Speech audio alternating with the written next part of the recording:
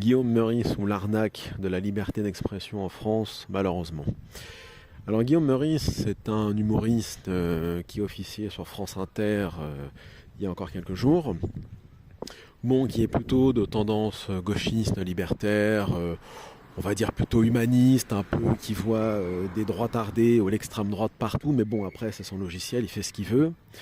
Ceci étant dit, son sketch, ou plutôt sa prestation vis-à-vis de Netanyahou était très drôle et a fait rire beaucoup de personnes en France. Mais le pauvre Meurice s'est rendu compte des limites de la liberté d'expression dans ce pays.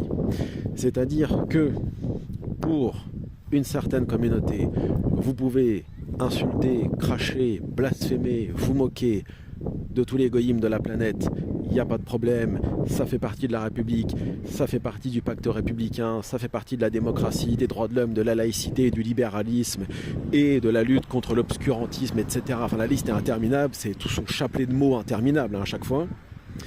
Mais si à un moment donné, ces mêmes humoristes, ces mêmes penseurs, ces mêmes intellectuels ou peu importe, produisent une critique de leur communauté, de leur clique, si on parle par exemple des sionistes ou du judaïsme politique de façon générale ou du judaïsme d'un point de vue religieux, eh bien là vous allez vous rendre compte très vite que vous allez finir au chômage.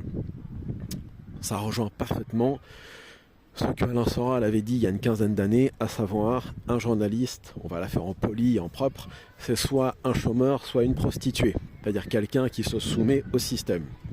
Si vous refusez de vous soumettre, vous finirez comme les autres. Vous avez une carte de presse, mais voilà, vous serez au chômage. Donc c'est l'arnaque de la liberté d'expression encore une fois, parce que dans un État qui défend la liberté d'expression totale, dans un État où il n'y a pas de loi Pleven, Fabius Guesso et ainsi de suite, vous êtes libre de vous exprimer sur tous les sujets. Qu'on soit d'accord avec vous ou pas, qu'on vous aime ou pas, que vous soyez quelqu'un de respectable ou pas. D'ailleurs, qui est respectable et qui peut définir ce qu'est être respectable dans la mesure où, selon la République, la morale, c'est la religion. La religion a été vaincue définitivement en 1905.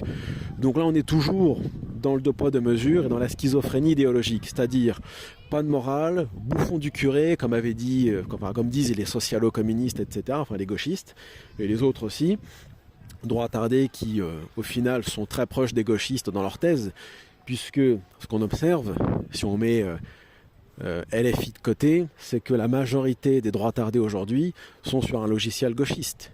Ils veulent museler la liberté d'expression, ils crachent sur les religions, surtout l'islam, et défendent tout le progressisme actuel au nom du progrès occidental contre les barbares du Moyen-Orient et ainsi de suite.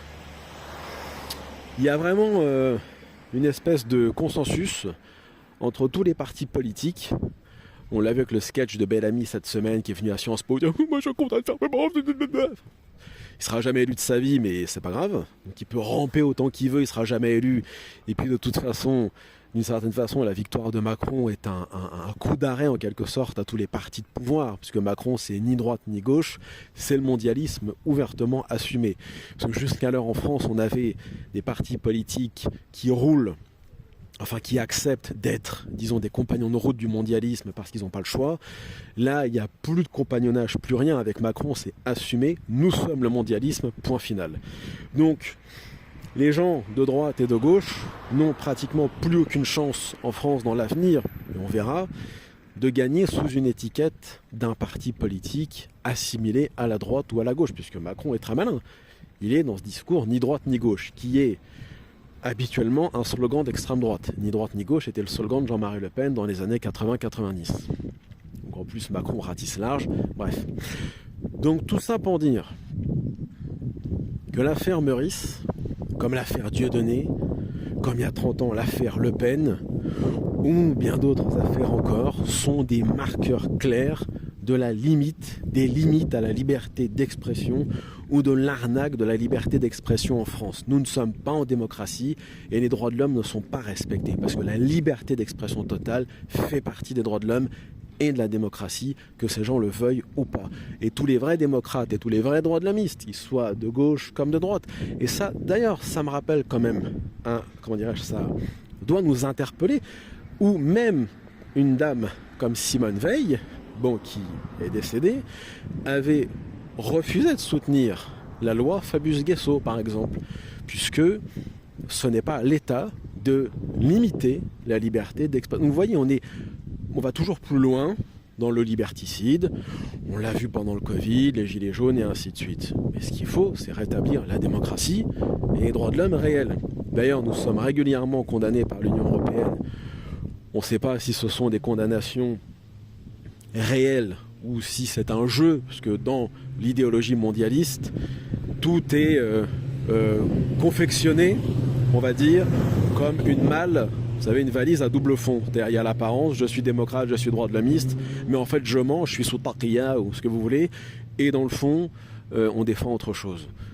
On accuse les musulmans de faire ça du matin au soir.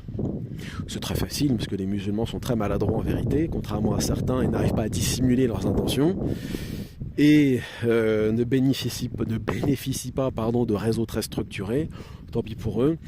Mais par contre, le mondialisme, lui, sait y faire. Il sait manier. Ces gens-là ont la magie des mots, hein, l'art de toujours avoir raison, Schopenhauer. Et surtout, ils savent, en même temps, ils ont les outils nécessaires, médias et ainsi de suite, manipuler les masses et les foules. Retourner aussi à Gustave Le Bon, hein, comme on appelle ça, la psychologie des foules et des masses, pour comprendre aussi comment on manipule son entourage très facilement et encore mieux en politique.